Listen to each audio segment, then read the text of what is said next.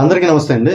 Welcome to JP writings. నిన్నటి నుంచి ఆంధ్రప్రదేశ్ రాష్ట్రంలోనే కాదు, యావత్ ప్రపంచంలోని శ్రీ వెంకటేశ్వర స్వామి భక్తులు చాలా ఆందోళన చెందుతున్నారు. అది ఎందుకంటే నిన్న చంద్రబాబు నాయుడు గారి నోటి నుంచి ఒక మాట వచ్చింది. తిరుపతి లడ్డూను కూడా కలుషితం చేశారు, అక్కడి అన్న ప్రసాదాలను కూడా కలుషితం చేశారు, జంతువుల కొవ్వుతో తయారు చేసిన కళేబరాలతో తయారు చేసిన నూనెని వాటి తయారీలో వాడారు అని చంద్రబాబు నాయుడు గారు అన్నారు. జనరల్ గా జగన్మోహన్ రెడ్డి గారి నోట్లోంచి ఏదైనా మాట వచ్చినా, వాళ్ళ సాక్షి ఛానల్లో గానీ పత్రికలో గానీ వచ్చినా దాన్ని మనం నమ్మాల్సిన అవసరం లేదు. కానీ చంద్రబాబు నాయుడు గారు ఏదైనా మాట్లాడారు అంటే దానికి చాలా క్రెడిబిలిటీ ఉంటది. ఎందుకంటే వాళ్ళు చెప్పినట్టుగా పింక్ డైమండ్ అని, లేకపోతే నారాసుర రక్త చరిత్ర అని ఇలాంటి అబద్ధాలు ఆయన నోటి నుంచి రావు. సో అందువల్ల ఆయనే స్వయంగా చెప్పారు కాబట్టి చాలా సెన్సేషన్ అవుతుంది. వెంటనే టీటీడీ చైర్మన్ గా చేసిన వైఎస్ఆర్ కాంగ్రెస్ ప్రభుత్వ హయాంలో బొమ్మన కరుణాకర్ రెడ్డి, వైవి సుబ్బారెడ్డి వాళ్ళు ఏదో ప్రెస్ మీట్లు పెట్టి ఇదంతా అబద్ధం, చంద్రబాబు నాయుడు లేనిపోని ప్రచారాలు చేస్తున్నాడు, అసలు ఇలాంటి పని మేమెందుకు చేస్తాం, అసలు ఆధారాలు లేకుండా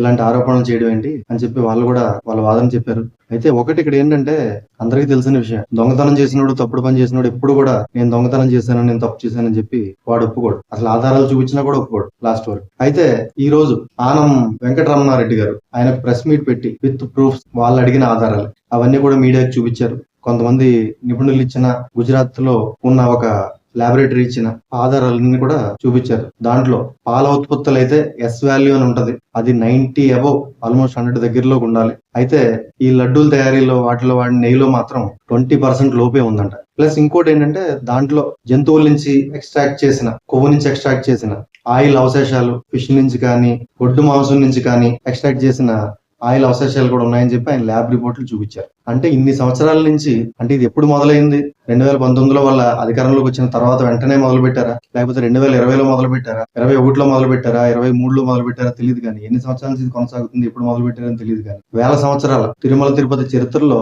ఎవరు కూడా ఇలాంటి తప్పు పాపం చేయడానికి కనీసం ఆలోచించి ఉండరు. అసలు ఈ ప్రభుత్వాలు చైర్మన్స్ నిర్మించి ఈఓలను పెట్టి ఒక పాలక మండలి ఏర్పాటు చేసి ఇన్ని సంవత్సరాల నుంచి నడిపిస్తున్నప్పుడు అసలు ఎవరు కూడా ఇలాంటి పాపం చేద్దామని కూడా ఆలోచించుండ్రు. శ్రీశ్రీ గారు అనుకుంటే ఏదో కవిత ఉంటది, అగ్గి పెట్టే సబ్బు బిళ్ళ ఏది కవిత కాదన్నారు అని.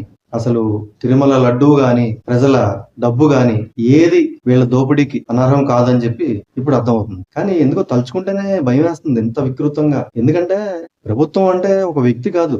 ఇప్పుడు ఒక రాష్ట్ర ప్రభుత్వం అంటే ఆ రాష్ట్రంలో హిందువులు ఉంటారు, ముస్లింలు ఉంటారు, క్రైస్తవులు ఉంటారు, అన్ని రకాల మతస్థులు ఉంటారు, కులస్తులు ఉంటారు. ఎవరి నమ్మకం వాళ్ళది. ప్రభుత్వానికి అందరూ సమానమే. ఎందుకంటే ఇది ఒక రాజరిక వ్యవస్థ కాదు.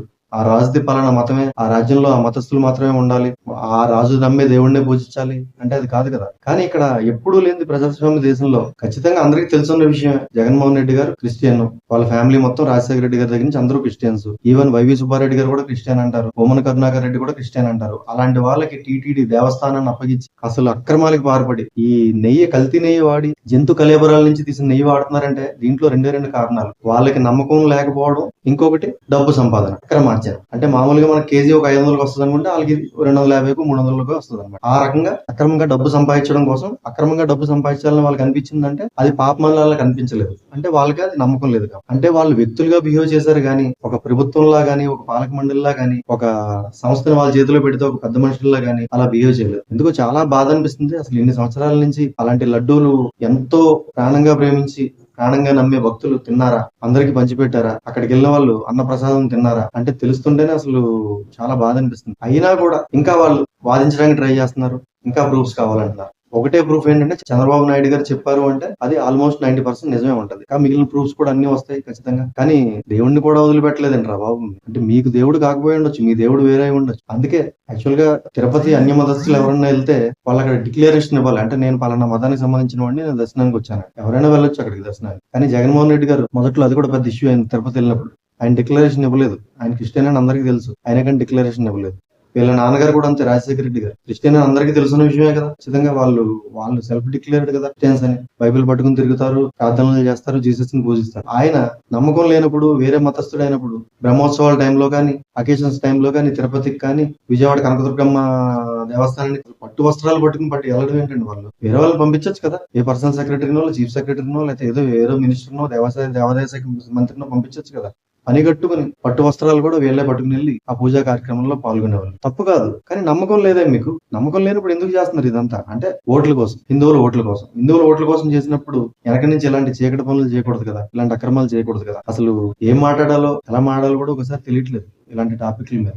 అసలు దేన్ని వీళ్ళు వదిలిపెట్టలేదు. ఇంత దారుణంగా అసలు ఏంటది? లడ్డూ టేస్ట్ మారిపోయిందని చెప్పి ఈ వైఎస్ఆర్సీపీ ప్రభుత్వం వచ్చినప్పటి నుంచి జనాలంతా గోల పెడతానే ఉన్నారు. లడ్డూ క్వాలిటీ తగ్గిపోయింది, అక్కడ భోజనాల క్వాలిటీ తగ్గిపోయింది, అన్నదానం క్వాలిటీ, పిల్లలకి పాలు ఇవ్వడం మానేశారు, ఆ క్యూ కాంప్లెక్స్ లో నుంచి వాళ్ళకి ఆ సాంబార్ రైస్ ఏదో పెడతారు అది పెట్టడం మానేశారు. రకరకాల కంప్లైంట్ వచ్చేసింది. రూమ్ రెంట్లు విపరీతంగా పెంచేశారు, దారుణంగా దోచుకున్నారు అన్ని విషయాల్లో కూడా. దానికి తోడు ఇది జనాల నమ్మకాన్ని. ఎందుకంటే మనం నమ్మే దేవుడిని వేరే వాళ్ళు నమ్మాలని లేదు. దేవుడు అంటే నమ్మకం. ఎవరు కూడా డైరెక్ట్ గా చూసింది లేదు. ఎవరిష్టం వచ్చిన వాళ్ళని వాళ్ళు నమ్ముతారు. కానీ మనం వేరే వాళ్ళ దేవుడిని కించపరచకూడదు, వేరే వాళ్ళ నమ్మకాన్ని కించపరచు, అలాంటి కించపరిచే పనులు కూడా చేయకూడదు. అంటే ఇది చాలా దారుణమైన, అసలు నేను జగన్మోహన్ రెడ్డి గారు ఆయన ప్రభుత్వంలో ఉన్న వాళ్ళు చేసిన, అంటే జనాల సొమ్ము దోచుకున్నారు, వేల కోట్లు లక్షల కోట్లు దోచుకున్నారు అంటే అది వేరే విషయం. కల్తీ మద్యం అమ్మి జనాల ప్రాణాలు హరించారు, డబ్బు దోచుకున్నారంటే అది వేరే విషయం. కానీ ఈ తిరుమల తిరుపతి దేవస్థానంలో కొన్ని వేల ఏళ్ల చరిత్ర కలిగిన అలాంటి దేవస్థానంలో ఎంతో మహిమల దేవుడు అని చెప్పి ప్రపంచ వ్యాప్తంగా కీర్తించే ఆ దేవదేవుడి లడ్డూ తయారీలో జంతు కళేబరాల నుంచి ఎక్స్ట్రాక్ట్ చేసిన నూనెలు వాడడం అనేది చాలా దారుణమైన విషయం. అందుకే ఖచ్చితంగా వాళ్ళు, ఆ దేవుడు అనేవాడు ఉంటే ఇలాంటి పాపాత్మల్ని శిక్షించడం అనేది జరుగుతుంది అని అనుకుంటే ఖచ్చితంగా వీళ్ళు ఆ పాపాలకి ప్రతిఫలం అనుభవించి తీరాలి. ఉంటాను. బాయ్.